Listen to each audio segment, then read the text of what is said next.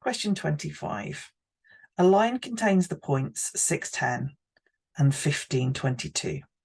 If the line intersects the y-axis at 0, b, what is the value of b?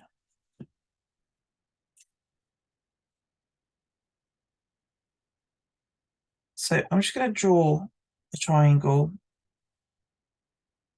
where those are the x and y, here are the x and y. So the change in x going from 6 to 15 is 9. And the change in y going from 10 to 22 is 12. So therefore the gradient of this line, and we often call that m, equals the change in y divided by the change in x. Therefore m equals 12/9, but simplified to 4/3.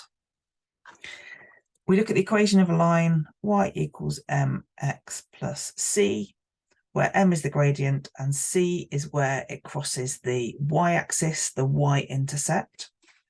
We have two values here, 6 and 10, x and y, or 15 and 22.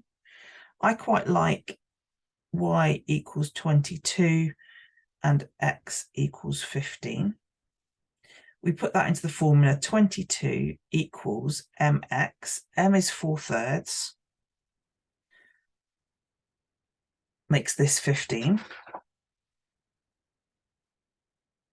We've got 22 here.